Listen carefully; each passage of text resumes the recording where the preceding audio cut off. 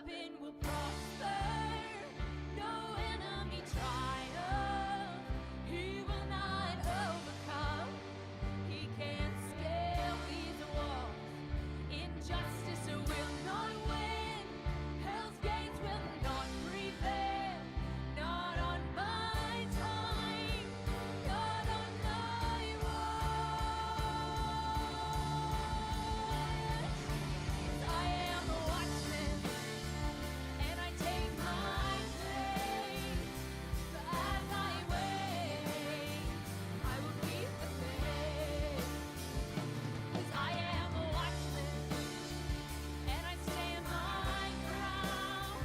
But if I never see it, I will stay the course.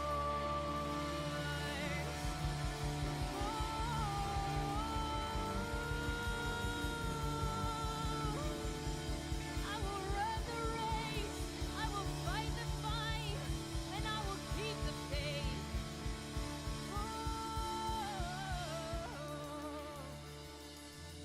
I keep my eyes fixed on you.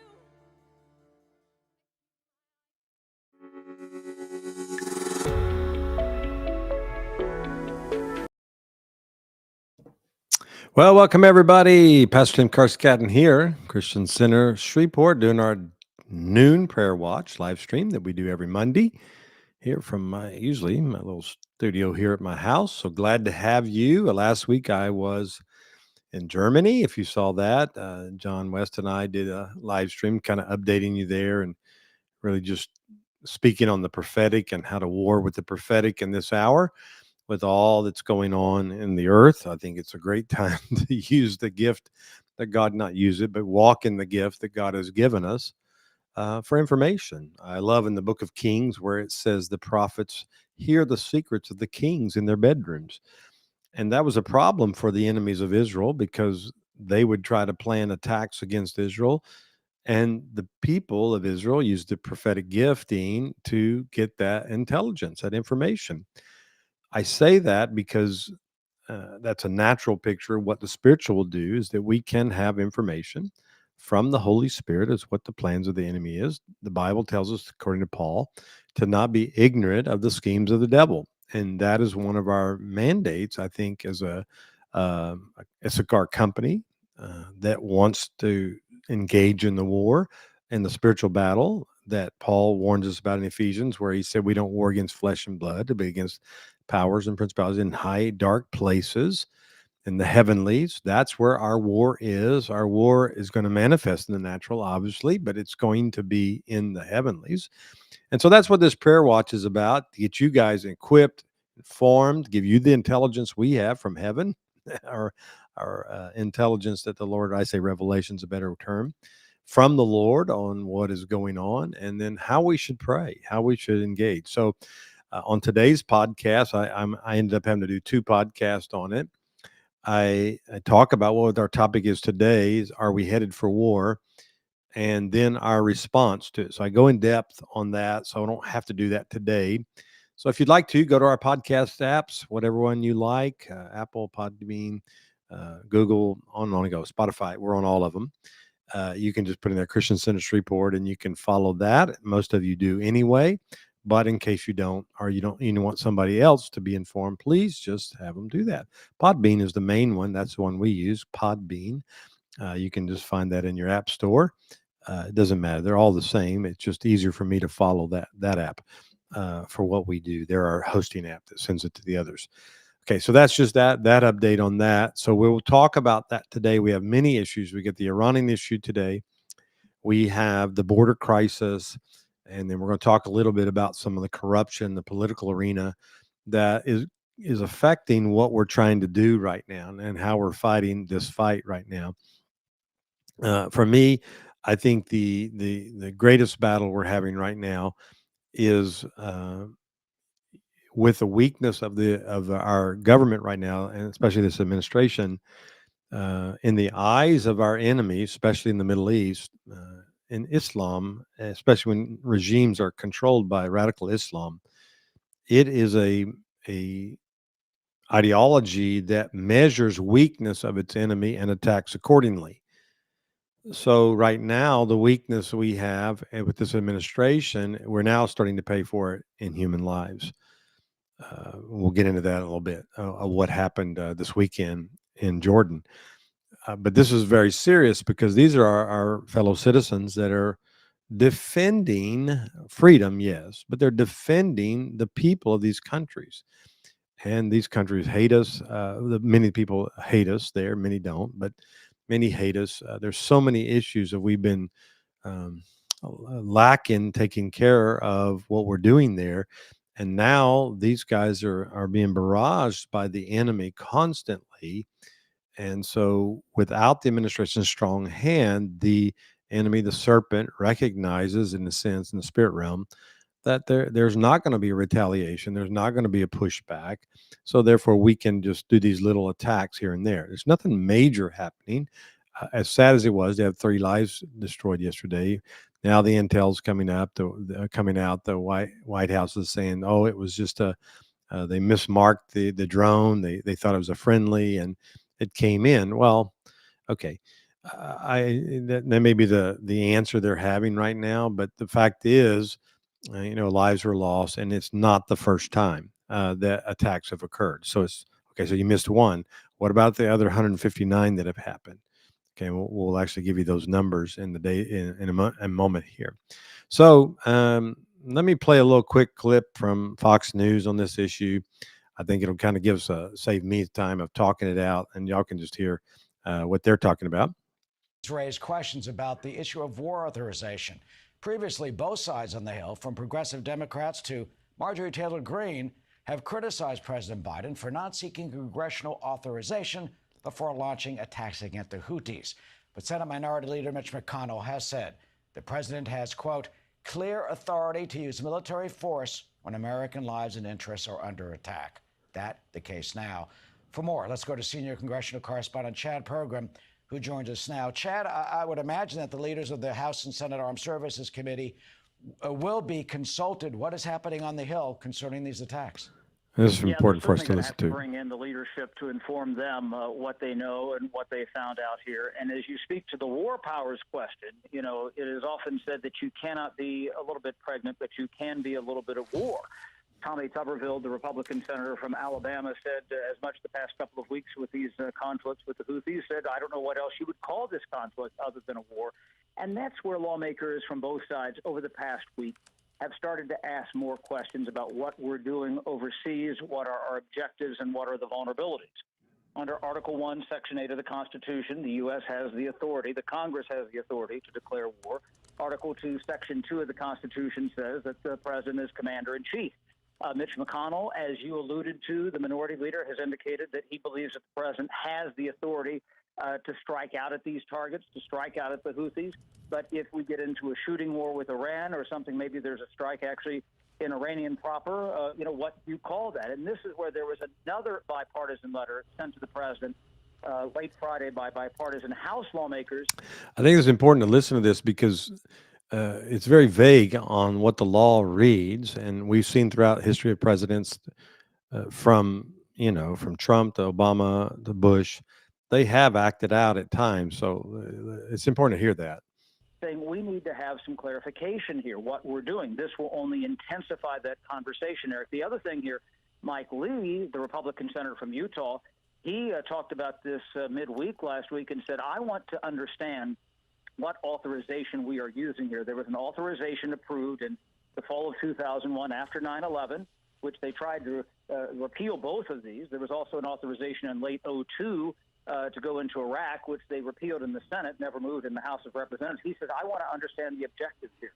Now, under the War Powers Resolution of 1973, presidents have pretty broad latitude to go in and strike and retaliate so long as they are informing Congress on a regular basis.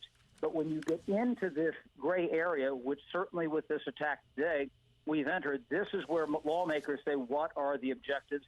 This is what led to the fabled story in 1993 of Black Hawk Down and bodies of U.S. service members dragged through the streets of downtown Mogadishu. And Congress sat up and said, are we at war? What are we doing here? And they cut off the funding. So Congress is going to be more engaged in. And there is the point. And I think that's what I wanted to get to, especially there. is that Congress has the ability to fund or defund these actions. Okay, the president seems to have latitude here to make decisions concerning this, and the Congress also has its latitude to declare, in a sense, some type of war act in this place. So, what are we doing as prayer warriors? And that was my focus on my podcast. This is the Prince of Persia. This is the Prince of Iran. It has its proxies all around the region attacking us. So we're talking about a spiritual warfare issue. When we get into Daniel chapter 10, where he talks about when Daniel has this encounter with the angel, talks to him about the spirit, Prince of Persia plus the Prince of Greece.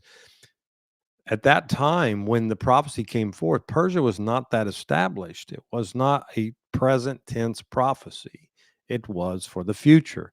And we have arrived. That future has come to now. It's always come against Israel, but now it's very heightened right now. And so we are dealing with a spiritual power in the heavenlies, that requires not just military action from America, but requires military action from the body of Christ to pray. And my goal is to not have the enemy uh, change timelines, according to Daniel 7, that we would not have premature war. Because one, it's our lives are at stake and Israel's welfare is at stake. But what are we doing to fight the fight? And we have to engage right now. That's what I'm doing here on this live stream today, to pray on this issue. So we have a major battle. The Iranians have measured the weakness of our president and this administration and have acted accordingly, has told its proxies to act accordingly. Because why? Because we are weak. The Houthis are shooting ballistic missiles up the Red Sea. Fortunately, we've been able to intercept every one of them so far. But all it takes is one big one to go in and cause major death and major damage in Israel. So we're going to continue to stay on the wall. God watches over Israel. I think this goes back to last year where we did the whole prayer initiative for Israel. And I obviously, the prophetic was very clear this day was coming. And regardless of all the stuff that's happened at IHOP, I do believe they heard the Lord very clearly. And we were glad to participate with that. And I think that's something that we don't want to forget. God was warning then. We prayed. It could have been worse. It could have been much more drastic. We were talking about a possible civil war at that time within Israel between the factions of the political ideologies that are there. It's not over, because when this war ends in Gaza, because it will end, then what are you going to see? You're going to see a whole shift. And I just a little update. I get informed through the organization I'm with, as well as people on the ground there. It appears that the Gaza battle has been pretty much controlled by the Israeli military. They have received and accomplished most of their objectives so far. They're still going to do more. Hamas is a very well-structured organization, or was. It's being torn down little by little. But now they're pulling troops out, and now we are seeing troops head toward Lebanon. And that is the next battlefront. Hezbollah has been smart not to launch an all-out attack with the hundreds of thousands of rockets that they have on the border. I brought a warning here because I met with a Lebanese official last year who told us that most of those weapons are outdated and not really worth sending. Their mortars or different things, and that has been proven in this war. Many of the missiles or the rockets that have been shot from Lebanon ended up landing in their own territories. They didn't even make it to the Israeli border because they're so old. They've been sitting there for many, many years and not being used. Well, Lebanon knows. It has been told I was at a briefing where I was told that if they were to do a full-fledged launch, that Israel would not hold back, and it would just be a total carpet annihilation of that area, just carpet bombing, just basically wiping out southern Lebanon and all its structures, all the Hezbollah structures. So they're smart in the sense they know they can't do an all-out attack, but they're doing enough to irritate Israel. But Israel is not going to put up with that. So I think that's going to be your next home front, next battlefront, I should say, for Israel. And we want to pray for the protection of Israel in that area as well. Okay. Zach, you want to say that my son Zach's here with us on the Iran issue? You good? Yeah, actually, the let's talk about, maybe you can mention of this, is the Lebanese government is still in transition for a little over a year now. Yep. And they've conceded authority to Hezbollah, especially in the southern regions. And those who are there, who are Lebanese, somewhat of elected officials or in actual powers of authority, they've conceded all authority to Hezbollah because they say we would rather fight with Israel than have a civil war within Lebanon. So that's what Israel's dealing with there with Lebanon. And so it's pretty serious. What is going on there? But there's been many attacks. I've been in some of the areas that are being attacked right now in northern Israel. Galilee, which has been considered one of the most peaceful, quiet places throughout all these attacks from Hamas and others, now is a daily or every other day attack at some level from Lebanon. So they've lost their peace and tranquility. You got to understand what it's like to live on the edge. These people are living on the edge every day. They don't know what's going to happen. They don't know when attacks are coming. So we need to cover them in prayer and make sure we stand with Israel. Obviously, again, back to Israel, we're standing with covenant Israel. That's a very important part that you always need to remember. And I talk about that on my podcast. So check that out. I don't want to spend so much time on that. So that's one issue. Now, I think there's a provoking war. Now, there was a bipartisan request of the administration to have retaliatory acts against Iran within the Iran proper. Both Democrats and these are what we call war hawks, and you have them in both parties who are always wanting to go to war, always want to retaliate, and you need that faction within Congress and Senate, more so the Senate, because the Senate does more foreign relations. You need those factions because that voice needs to always be there. And then you got your pacifists on the other side who don't want to do anything, negotiate everything. So that's a good balance. And remember, Rick Joyner talked about how the eagle needs both wings, the left and right wing. And I think in this situation, I think you need both sides. I think the administration is going to take a calculated move. I think they're going to find key targets. This has been their MO under the Biden administration, and they're going to hit certain spots, and say they did great work to stop this stuff. I'm not saying it doesn't work. I'm just telling that's their MO. That's the way they've been operating.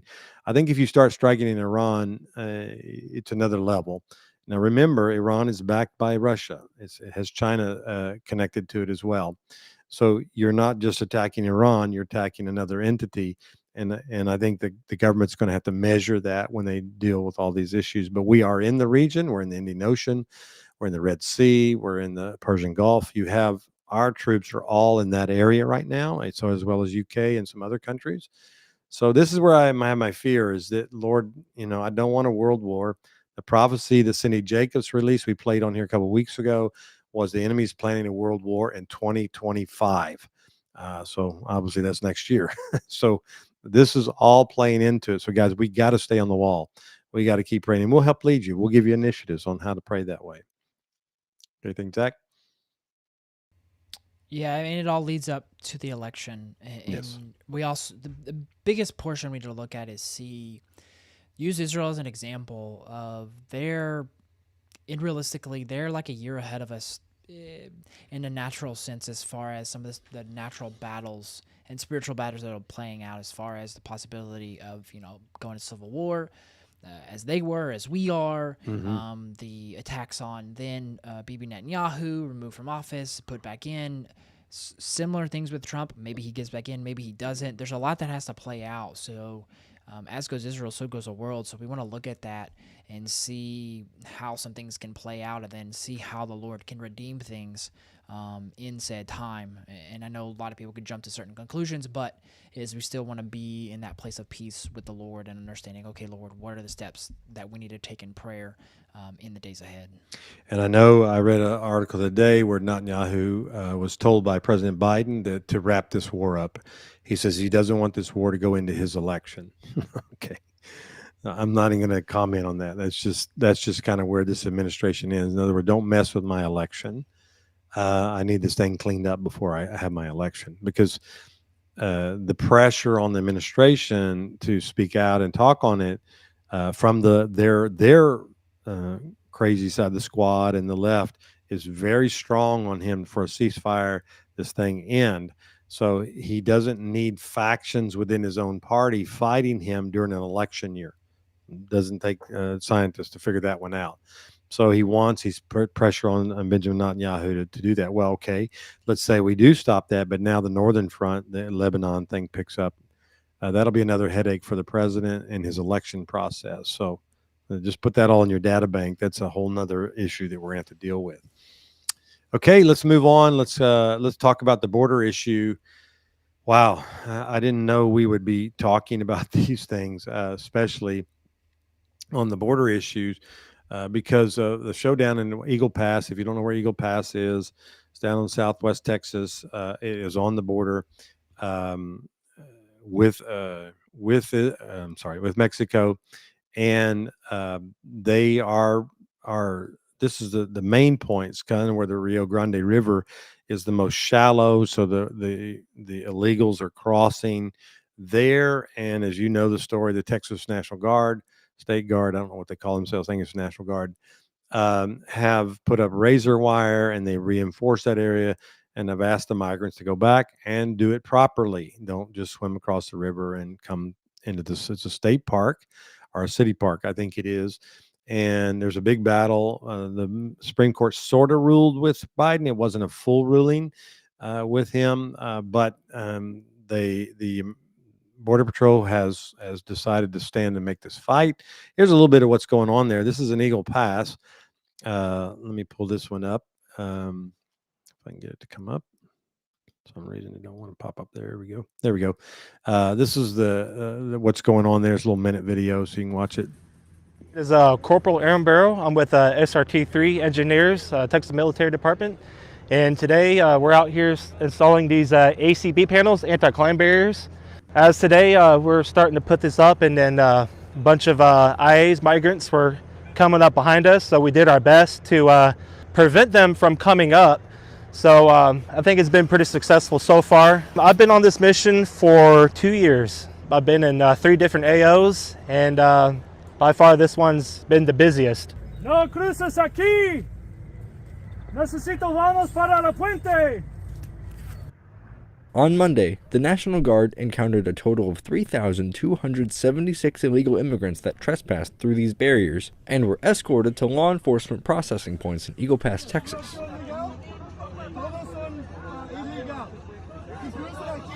The Texas National Guard is committed to upholding their mission on the southern border, disrupting the flow of illegal immigration, and preventing, deterring, and interdicting bad actors of organized crime. Okay, so there you go.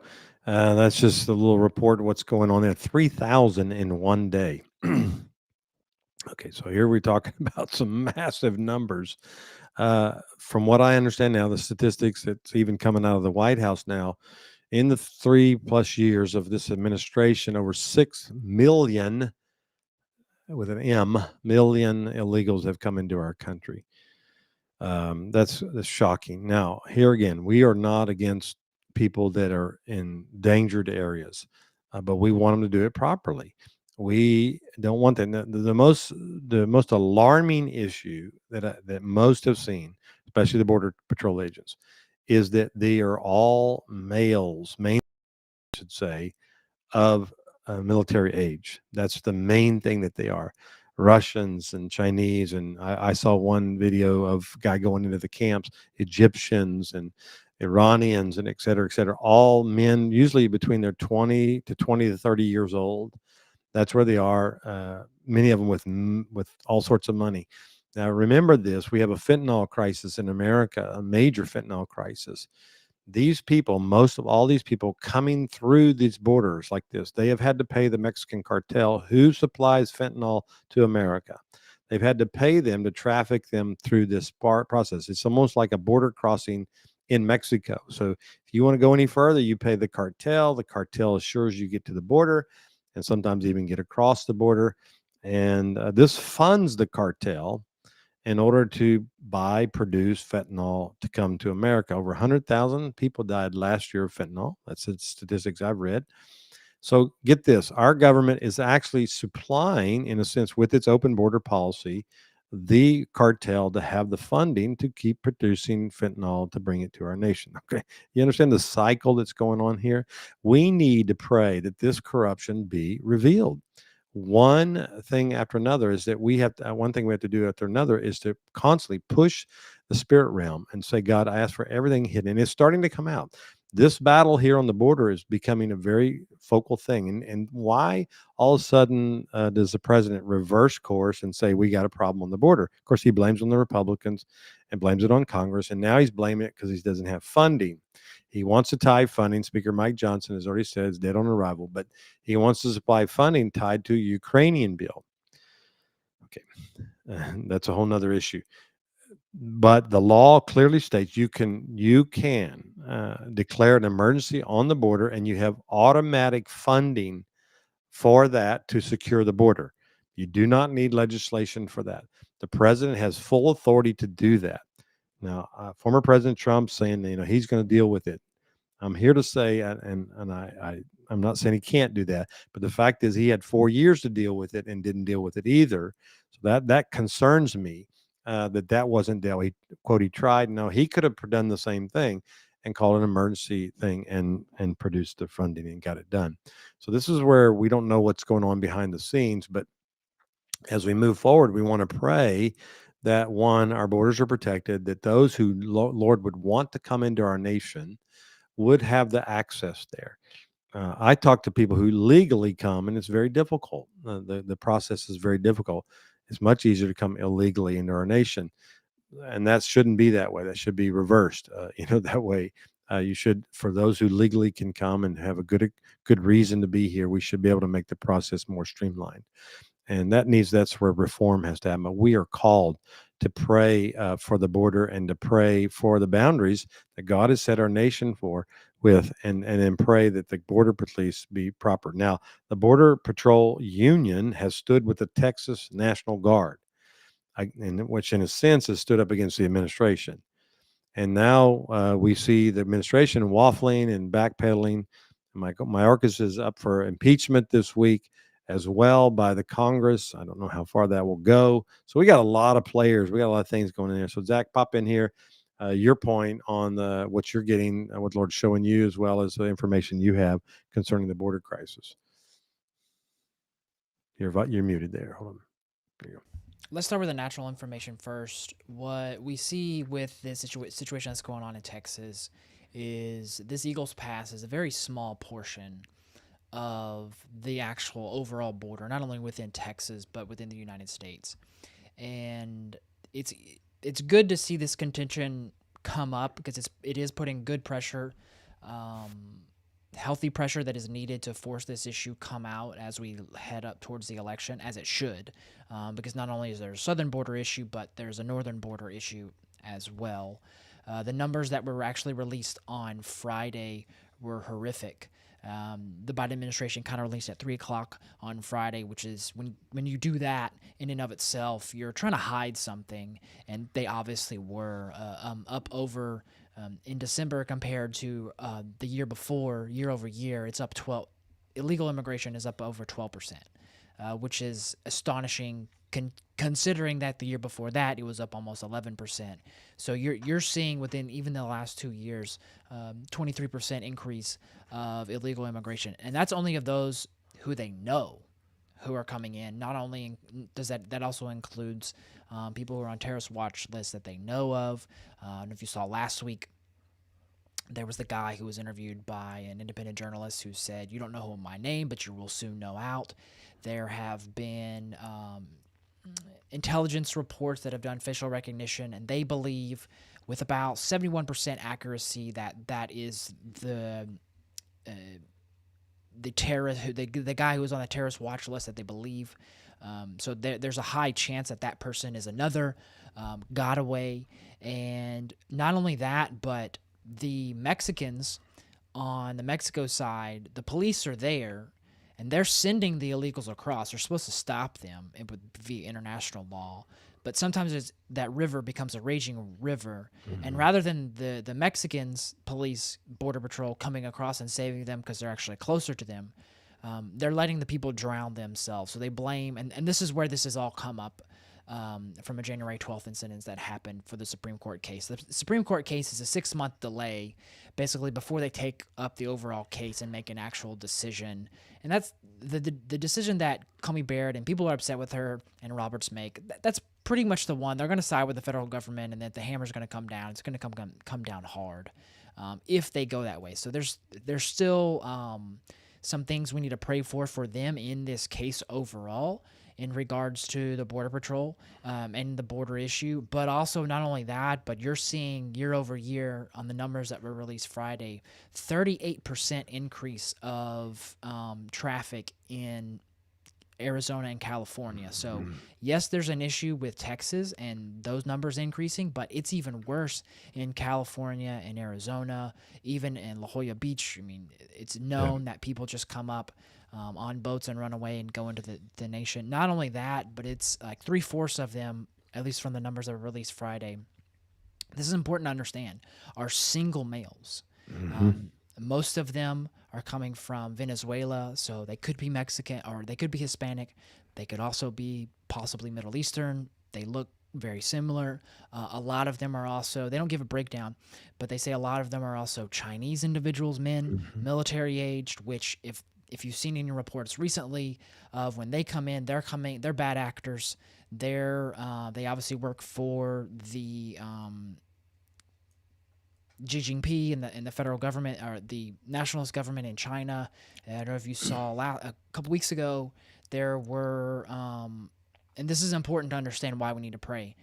There was basically a homemade pharmaceutical lab in California that got busted for God knows how many number of bacteria and chemicals that was hidden in an apartment. And so these are what these people are doing, God knows what. And so and Homeland Security and Border Patrol, they're trying to do their best, but they have limited resources. So we really need to pray for them, those who are working in those departments, to have the wisdom to be able to somewhat corral this stuff. But then if you remember, or if you heard Chris Reed's words, Chuck Pierce's words, and Rick Joyner's words about Chris Reed, for almost 2 years now, has been warning about something possibly happening. Now with these legals in New York, we really need to pray for that possibly happening, because people are starting to now, hotels staying up. The next option would be to house them, as you see in Chicago. House them in airports would be absolutely just an unbelievably bad decision. But that's the next step for New York.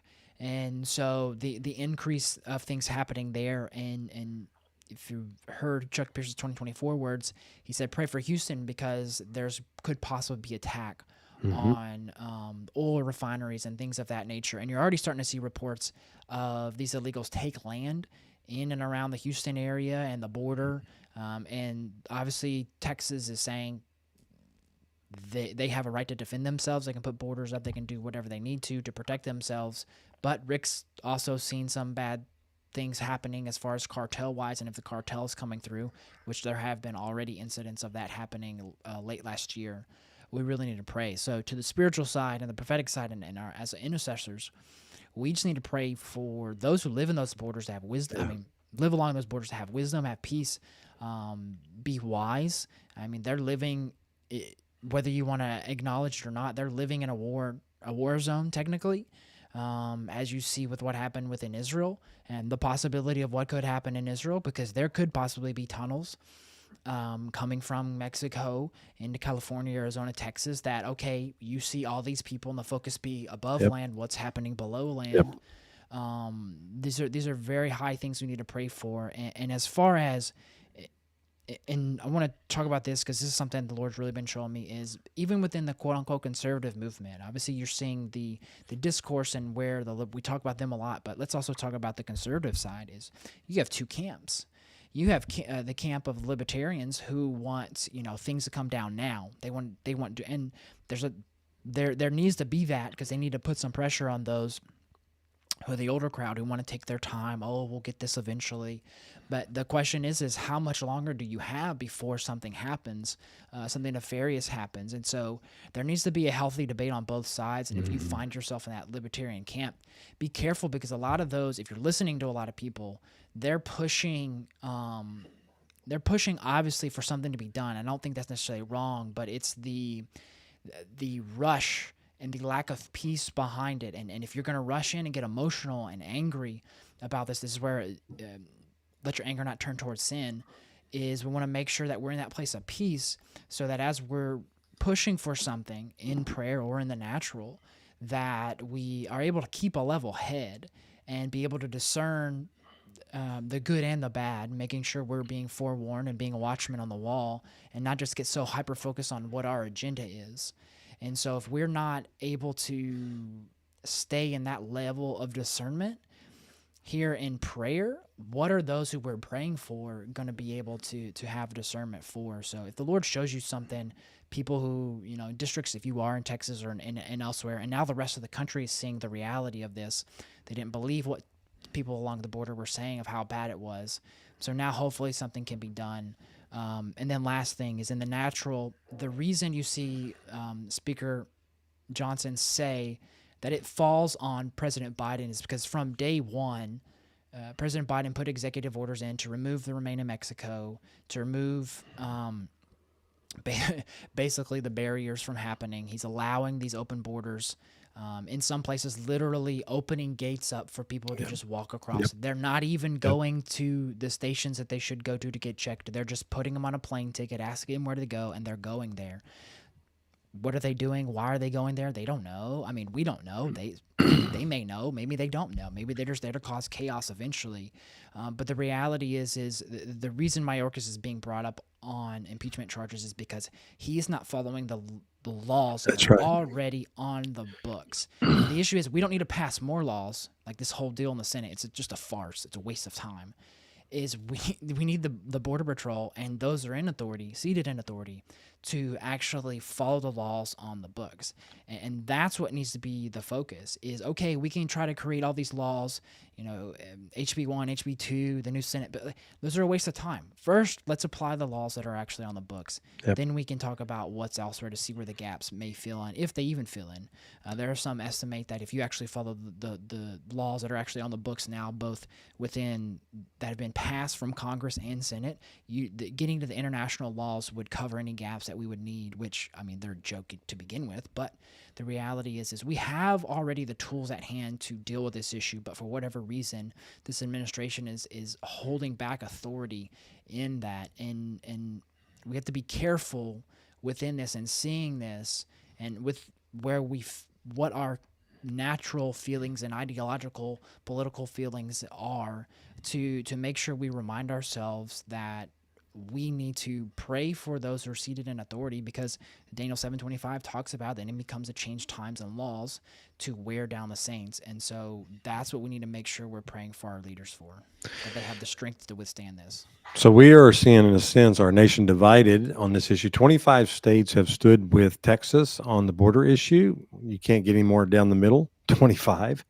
Chuck Pierce said right now there are 23 covenant states in America that are covenanted with God properly. I asked Gloria Zion, what does that mean, covenanted with God? And the answer they sent me to, one, is alignment with Israel.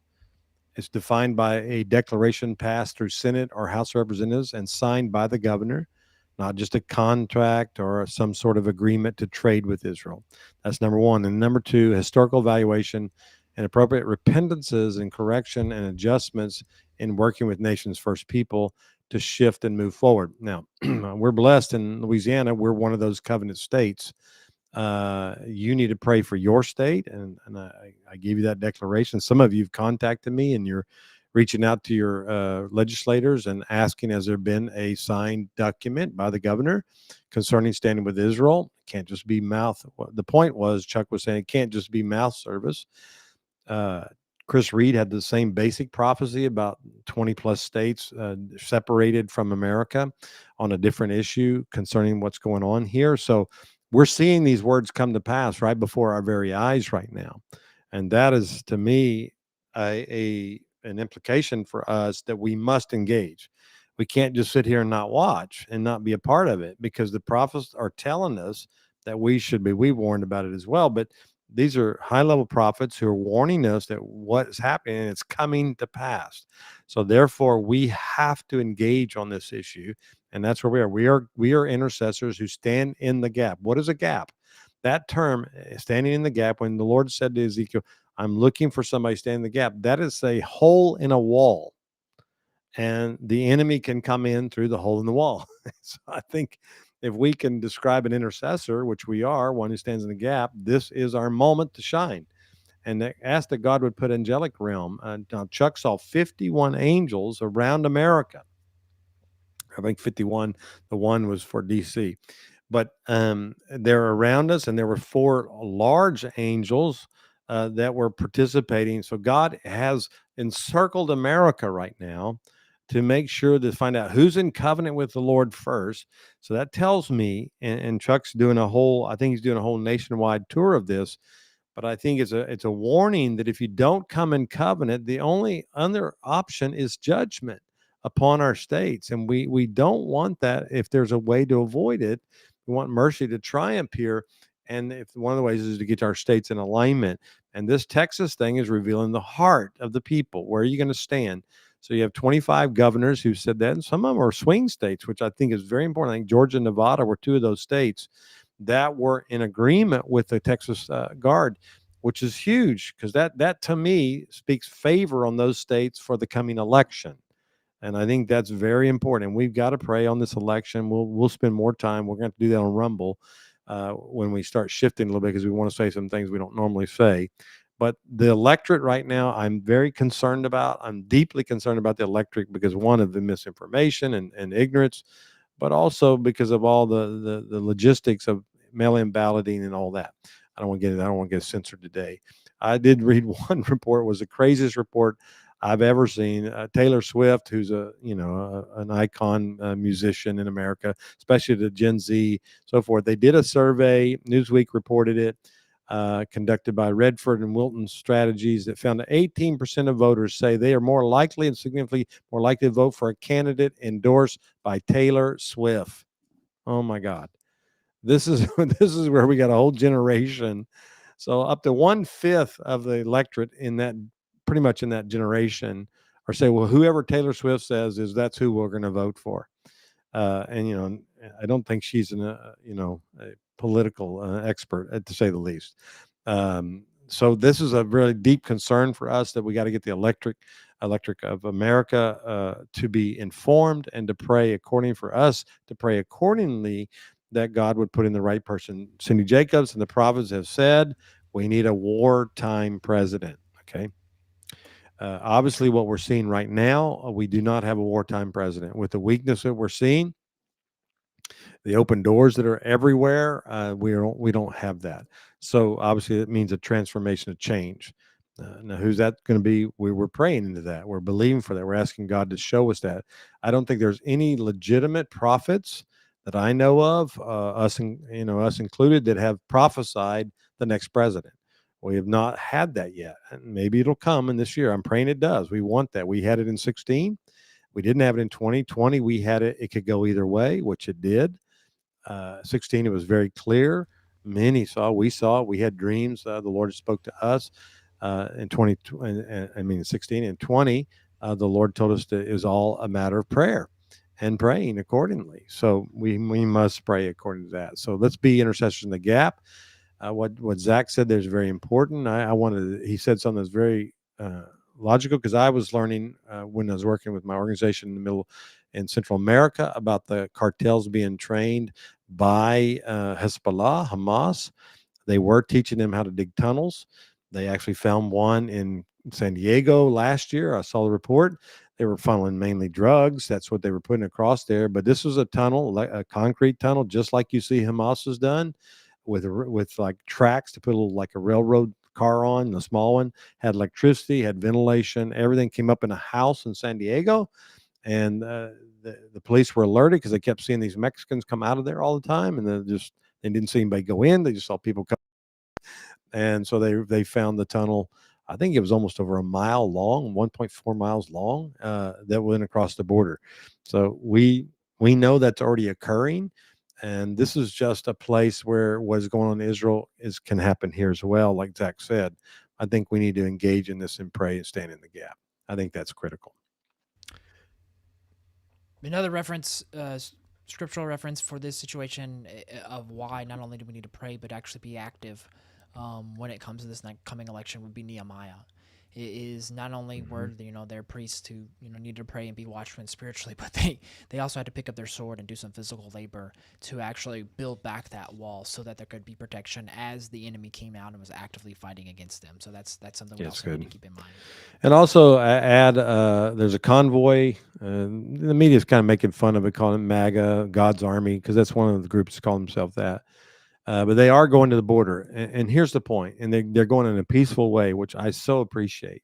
That's the plan, is go down there and be peaceful, just park along the border and bring attention. That's what we need right now, is we need the media attention on it, so that the American media forum. Why is the White House flipping on this? Why all of a sudden open borders, now we got a problem? It's because of the first two primaries in Iowa and New Hampshire. Exit polls and the people voted, they asked them the number one concern for America, and it was the border. So now the administration, oh my gosh, we got a problem. You understand, it's the political winds are blowing, and they're trying to put their sail up and catch the right wind. I think if you ever look back for me in my lifetime, Bill Clinton was the classic at that. Whatever the spiritual winds were is what his policies were. He never really had solid policies on many issues, but at the polls showed that, and he admitted it. He'd find out what the polls were saying. He'd ask his staff, "What are the polls saying on this?" And then he'd make stances politically based on the political winds that were going on in the country. Well, you're seeing the same thing here. So now the political winds say this is an issue. So therefore, now the White House flips, and now we got a problem. And we're going to solve it. Just give me the money. And he said, I'll close the border. That's what he said. And he doesn't need the money. He already has it. He has executive order to deal with this, and he can close the border today.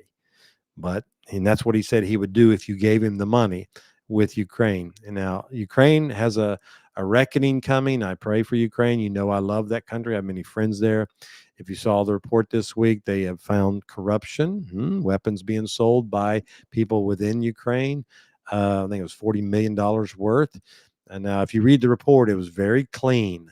They took the money, but they didn't give the weapons away. They caught the guy, put him in jail, got all the money back. That's too clean. That's not how it works. So you're not hearing the whole report. So we know that's going on. We know we found weapons by Hamas that we sent to Ukraine that were being held by Hamas. Now, how they got there, we don't know. Could have been Russians, but it also could have been illegal sales from within Ukraine. So here we go. We got another battle. Now President Biden wants money for Ukraine and the border together. So this is a real warning for us as well. So we got to pray for that. So it's just really tragic what's going on there. And the people are caught in the middle of it as usual. So Lord, we just pray for that. We just pray for our border. God, we ask that we find intercessors to stand in the gap, Lord, for the enemy that wants to come in like a flood. But Lord, we ask you to raise up a flood. We ask that, Lord, only those that you want in our land, Lord, the ones who's written in their book of destiny, that they would be in this land. We welcome them, Lord, openly into our land. But Lord, those that it's not written for them, we ask that you put a wall of protection, a hedge of protection around our borders. That is our cry today. Lord, in Jesus' name, that is one of our cries. Okay, last thing, and we're going to let you go here, is the Kari Lake issue. And I think it's tied to the border because it's an Arizona issue. She's running for Senate. If you didn't see this, man, there was Zach, why don't you give us an update on what happened there with the Republican Party concerning Kari Lake? So this was, she said 11 months ago, where Kari Lake was getting ready. She was writing a book. She was getting ready. She's at her private home, getting ready to go to CPAC and give speeches. And after having lost the governor's race in Arizona, and the head of the GOP in Arizona, DeWitt, is his last name as of last week, came to her and said, "Hey, I'm 5 minutes from your home. I have something to talk to you about. I can't talk with you over the phone about it. Can I basically come in and talk to you?" And that kind of tipped her off. She's been in news media. She's been in politics long enough, so she kind of understood what was happening, the type of conversation that was about to be had. And so she popped on a mic and recorded this. And this is, we're going to play a clip. This is a portion of it and the conversation that was had. I think you need to hear it. If you haven't heard it already, or if you have, just it's good to rehear it again. I've heard it quite a few times, but it's always good to rehear it again. It's on double speed, but this is something we really need to listen to and understand of. This is what goes on behind closed doors. You wonder why certain politicians act a certain way? This is why.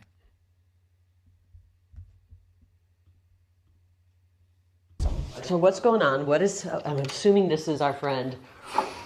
This is back east. There are very powerful people that want to keep you out of the I know they do. but they're willing to put their money where their mouth is in a big way.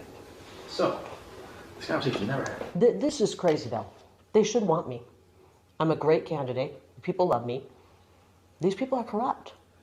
Well, maybe you're right. They are right. They are corrupt. Maybe. This is react. Don't go. You never know. I'll get myself in trouble. This, if you say no, which is fine, it's your choice. Don't tell people. They're gonna try to have me murdered. So what's going on? Who is it? What? Forget the who. Let me just tell you the what. Let's just say there are people calling around saying, gosh, no, they can't repeat this. Never repeat this. If you say no, don't, because say, I got offered to buy out. Don't use it. Because then we lose our ability to get things done in the future. Yeah. I'm not gonna. I appreciate their concern. Just to say, is there a number at which I can be bought. not be bought? That's what it's about. You can take a pause for a couple of years. No. And then go right back to what you're doing. No. 10 million, 20 million, 30, no. A billion, no. This is not about money. This is about our country. I think it's disturbing that they would even, that anybody would think this is. No, to be fair, even me, I'll say this. I want a fresh face right now for the reason that I've never seen anyone, I can't think of a single person in a federal race who lost, ran in and won. I can't think of it. If you can think of it, let me know. I'm not going to let these people who hate our country tell me not to run. You should call them and tell them to get behind me. I mean, I can win, and they should get behind me. I will happily say those words. Yeah. Do you think my words will carry any weight? No. Okay, well, did you think you would come in here and that I would be bought?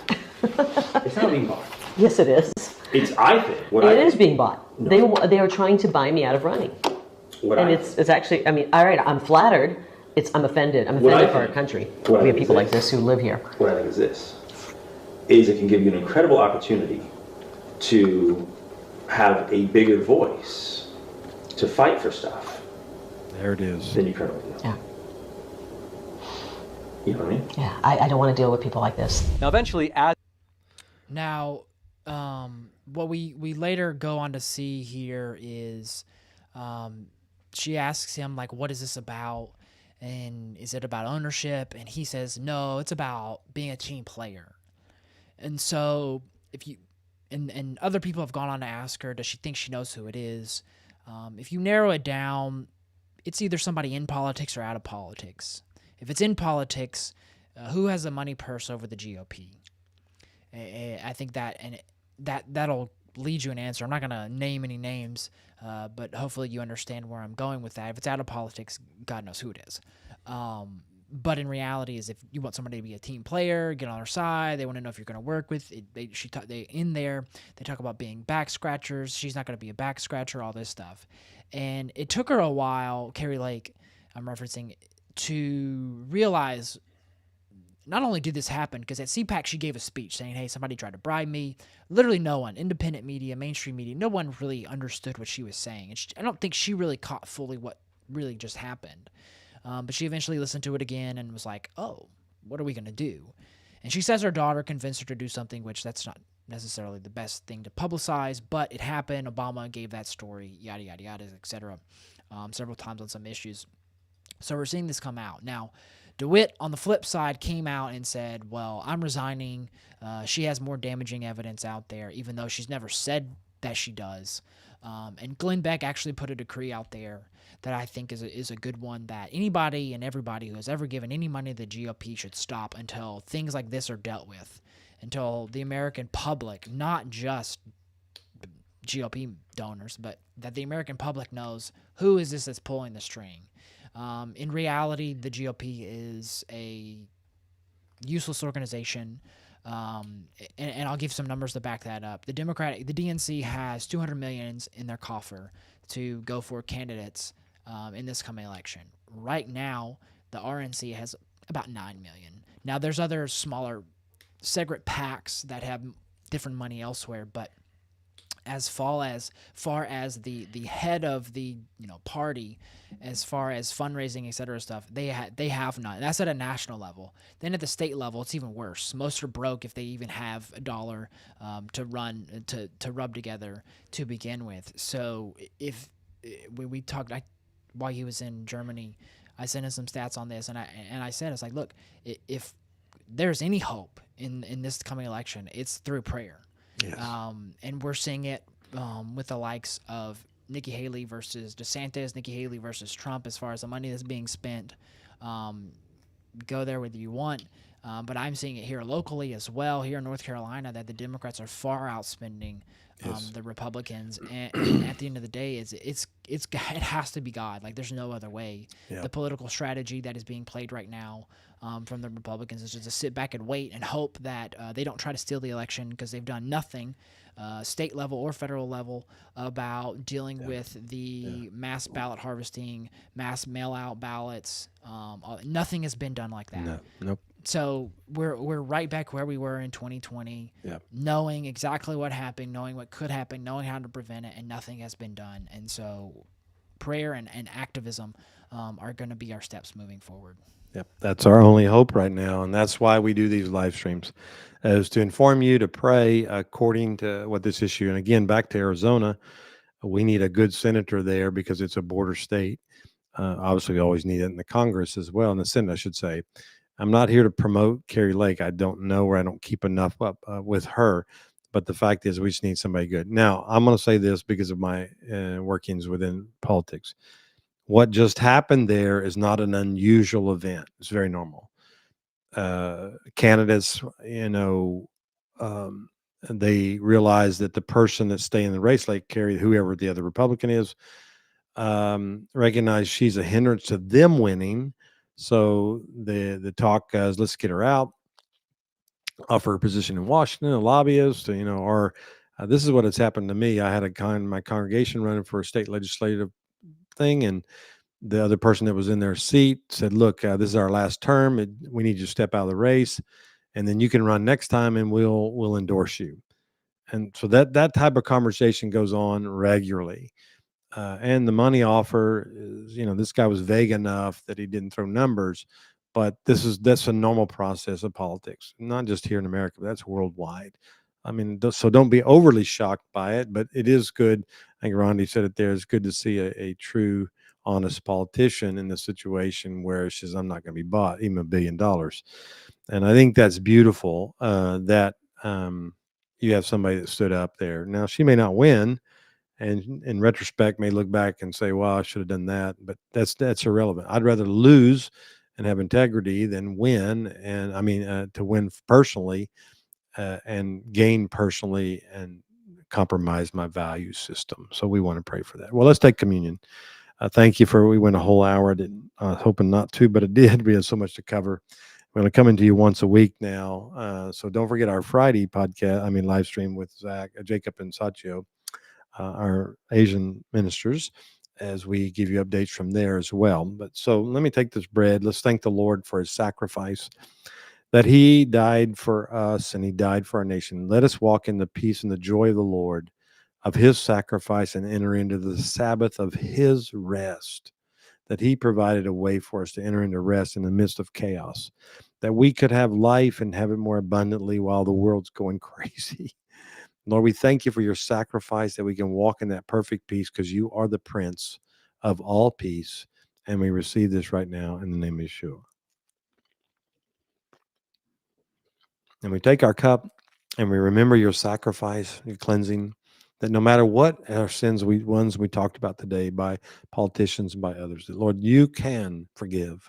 Your graciousness, your mercy is your outstretched arm, and you can forgive many things. And Lord, we ask for your blood to be shed across our nation, and that Lord, the forgiveness power that comes through your sacrifice would be realized by all of us, and the ecclesia would rise up and apply that blood to our nation right now in the name of Yeshua.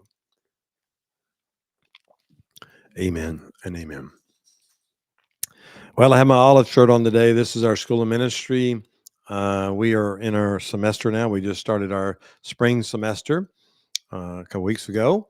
But I want you to know that if you know anybody's interested in being a full-time student at a school of ministry, you know what we do, the trainings we do. You know what our DNA is. If you know somebody that might be interested, a young person, whoever, please go to our website, olivesm.org. .com. Olive, the letter olive, which is the Hebrew word there, and .sm, schoolministry.com. And you can read our, if you want to go to our website, christiancenterstreetport.com, there's a link there. It'll take you there anyway. But you can do that or on our app. And we'd love to have you if you want to be a student. We're taking applications now for the fall semester, 2024 fall semester. And we're looking for students. We really want to equip people to do the work of the ministry. That's our goal. And so if you know anybody, do that. Also, our Asia missions, as we've been talking about, and we're going to Asia in March. We're going to take a team to all over Japan and do ministry work there. But if you'd like to be a part of that and partner with us, go to our app and our give button. There's an Asia missions button there. If you'd like to sow to that, if you have a heart for Asia, do that. We'd love to bless them and bless the ministry there. And we're looking forward to that. And also, if you're in the Oregon area, Eugene, Oregon, Harrisburg is a city, Life Bible Church on February 8th through 11. I'll be ministering along Scott Hooper, my one of my associates at Life Church. There, we're doing a conference, a deliverance conference. Starts Thursday night the 8th and goes all the way through Sunday morning. You can join us. Harrisburg is just south of Eugene. You can fly. I'm flying into Eugene, and then we go south of there, and we're looking forward to that with my friends there, pastor friends there at that wonderful ministry there at Life Church, Pastor Brad and his wife Jenny. We're really looking forward to being with them. So if you're in that area, you can watch. It'll be live streamed, but you have to buy a subscription for that through Life Bible Church, Harrisburg, Harrisburg, not Pennsylvania, Oregon. If you'd like to follow us there, we're looking forward to coming there and pouring into the saints there. We're so looking forward to that. Thank you for praying for us in Germany and Slovakia. Again, your offerings. I want to say this. I'm running out of time. Many of you give the first fruits. I want you to understand that we gave a large offering to our ministry there in Slovakia, Hevra, and they're going to Ukraine. Matter of fact, they're there this week, and they're ministering to Holocaust survivors and many of the Jewish community with soup kitchens and outreaches and many humanitarian works, as well as sharing the gospel of the kingdom to them. And so thank you for sowing. I just want to say, look, your dollars go a long way through this ministry. And we were so glad to take them an offering and give it to them so they could go purchase the needed supplies to minister to those people. So thank you for doing that as well. So we love you. God bless you. We will see you tomorrow at noon from Christian Center. We'll be in our prayer in our Eastern Auditorium. If you'd like in the region, you can come live at noon, and we'll be praying for America again. And then, of course, Wednesday night and Friday. God bless.